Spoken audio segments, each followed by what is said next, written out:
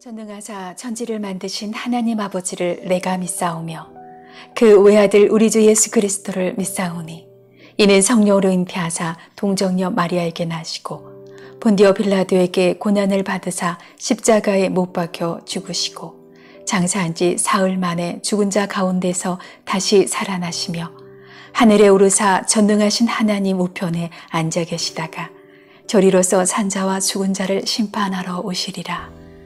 성령을 믿사오며 거룩한 공예와 성도가 서로 교통하는 것과 죄를 사하여 주시는 것과 몸이 다시 사는 것과 영원히 사는 것을 믿사옵나이다.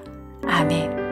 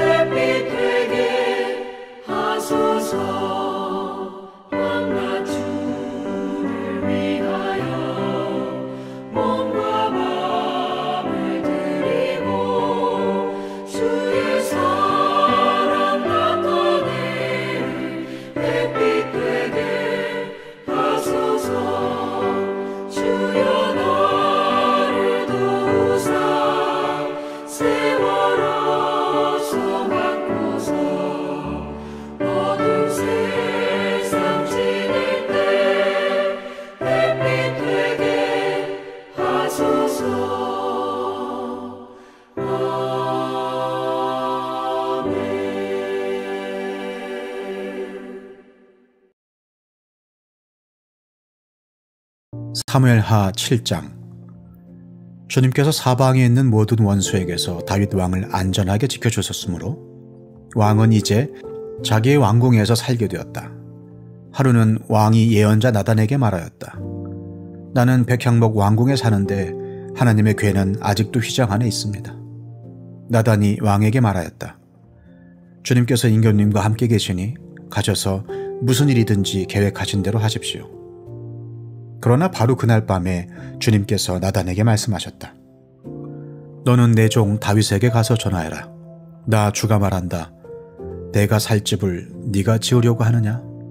그러나 나는 이스라엘 자손을 이집트에서 데리고 올라온 날로부터 오늘에 이르기까지 어떤 집에서도 살지 않고 오직 장막이나 성막에 있으면서 옮겨 다니며 지냈다. 내가 이스라엘 온 자손과 함께 옮겨 다닌 모든 곳에서 내가 나의 백성 이스라엘을 돌보라고 명한 이스라엘 그 어느 지파에게라도 나에게 백향목 집을 지어주지 않은 것을 두고 말한 적이 있느냐? 그러므로 이제 너는 나의 종 다윗에게 전하여라. 나 만군의 주가 말한다. 양떼를 따라다니던 너를 목장에서 데려다가 내 백성 이스라엘의 통치자로 삼은 것은 바로 나다. 나는 네가 어디로 가든지 언제나 너와 함께 있어서 내 모든 원수를 네 앞에서 물리쳐 주었다. 나는 이제 네 이름을 세상에서 위대한 사람들의 이름과 같이 빛나게 해주겠다. 이제 내가 한 곳을 정하여 거기에 내 백성 이스라엘을 심어 그들이 자기의 땅에서 자리 잡고 살면서 다시는 옮겨 다닐 필요가 없도록 하고 이전과 같이 악한 사람들에게 억압을 받는 일도 없도록 하겠다.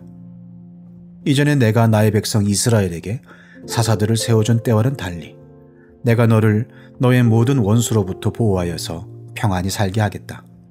그뿐만 아니라 나 주가 너의 집안을 한 왕조로 만들겠다는 것을 이제 나 주가 너에게 선언한다. 너의 생애가 다하여서 네가 너의 조상들과 함께 묻히면 내가 네 몸에서 나올 자식을 후계자로 세워서 그의 나라를 튼튼하게 하겠다.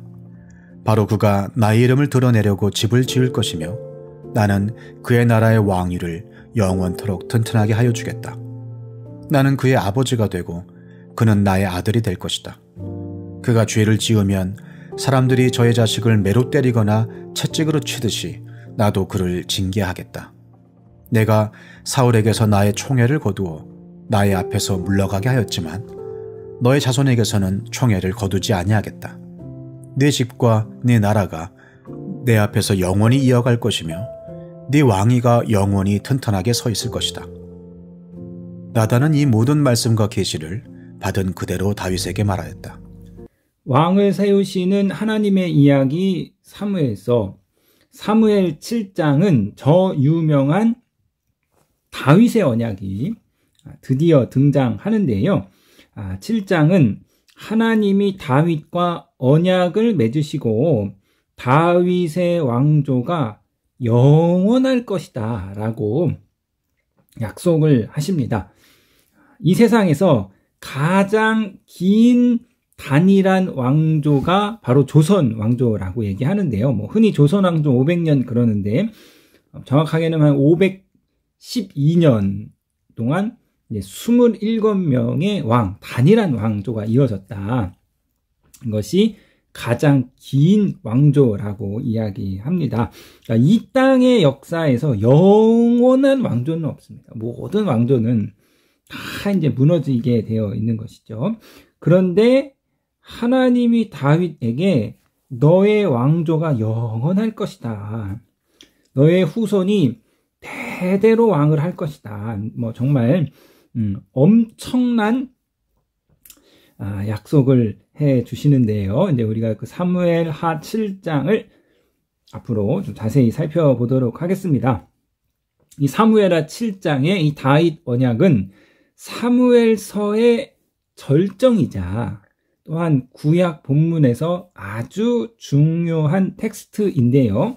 자, 7장의 우리가 구조를 좀 먼저 보겠는데 7장은 첫 번째로 다윗이 하나님의 집을 짓고자 합니다. 이것이 7장 1절부터 3절이고요. 두 번째로는 하나님이 다윗의 집을 지어주시겠다. 그것이 7장 4절부터 17절이고, 자, 마지막으로는 이에 대한 다윗의 감사, 기도입니다. 이것이 이제 7장 18절부터 마지막 이제 끝까지. 사무엘하 7장은 세 단락으로 되어 있고, 이 사무엘하 7장의 핵심 단어는 집입니다. 집이라는 단어가 계속해서 이제 반복되는 것을 우리가 볼 수 있습니다. 자, 7장 우리가 이제 1절부터 보시겠는데요.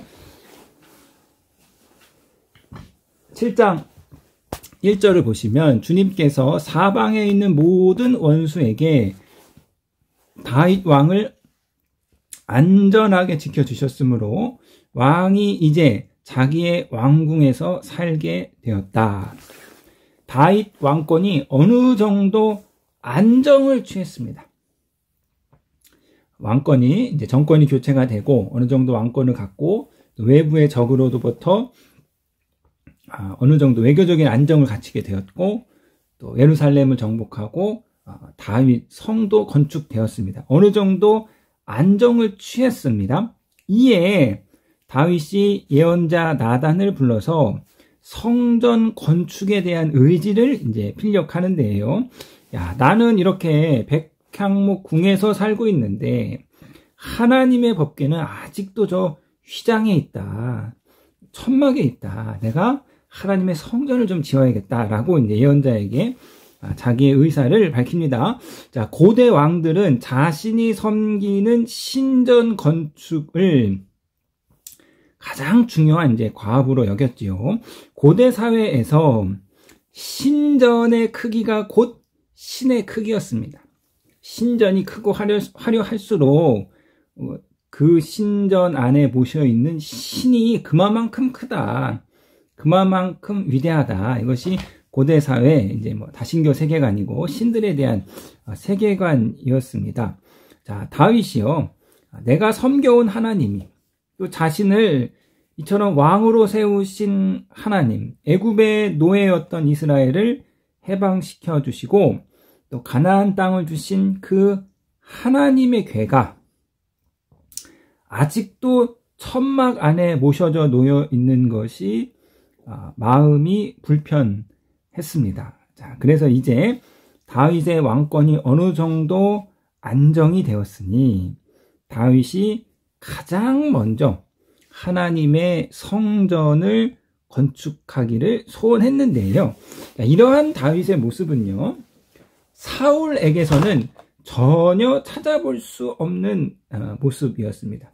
사울은 일단 하나님의 법궤에 전혀 관심이 없었습니다. 법궤가 어디 처박혀 있는지 저기 있는지 법궤에 대해서는 전혀 관심이 없었고 사울은 전쟁에서 승리하여서 자신의 전리품을 챙기기에만 급급했던 것이죠.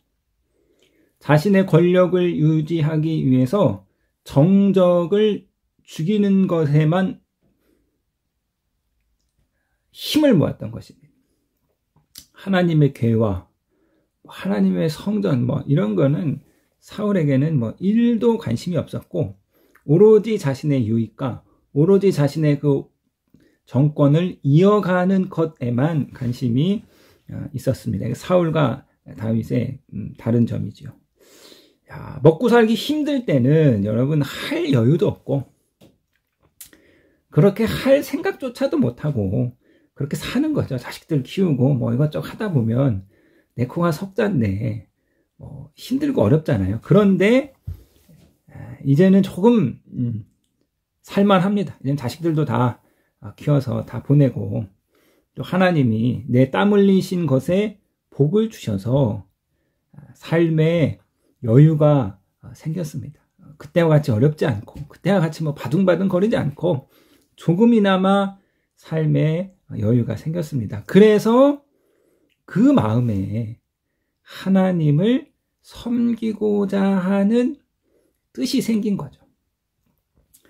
누가 시켜서 하는 것이 아니라 야, 너 이렇게 해. 하나님이 하라고 해서 한 것이 아니라 스스로 자원하는 이 마음.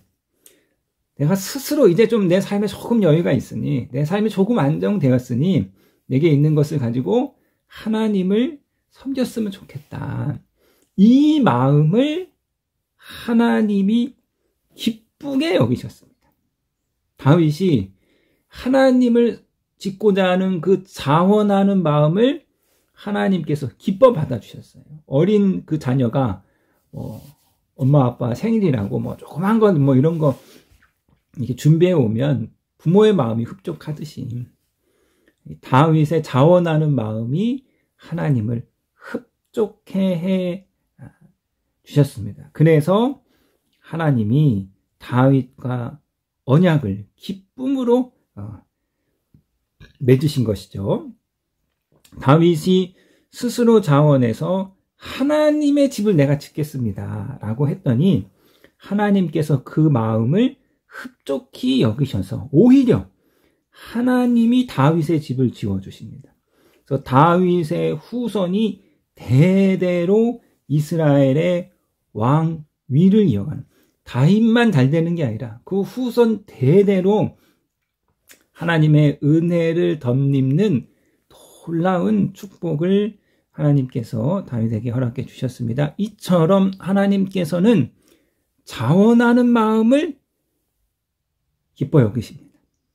자원하는 예물을 하나님께서 기뻐 받아 주십니다. 그러므로 저와 여러분들도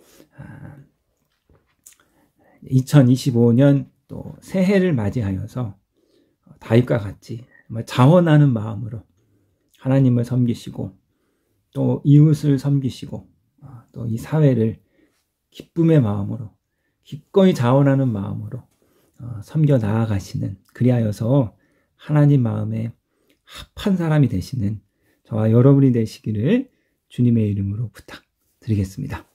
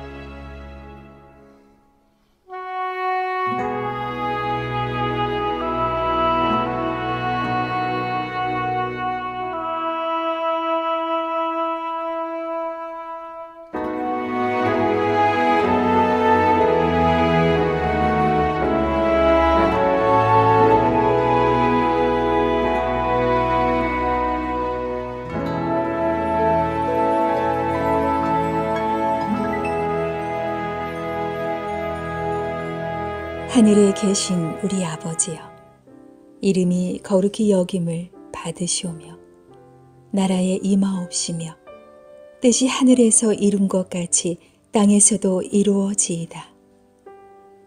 오늘날 우리에게 일용할 양식을 주옵시고 우리가 우리에게 죄 지은 자를 사하여 준 것 같이 우리 죄를 사하여 주옵시고 우리를 시험에 들게 하지 마옵시고 다만 악에서 구하옵소서. 대개 나라와 권세와 영광이 아버지께 영원히 있사옵나이다. 아멘.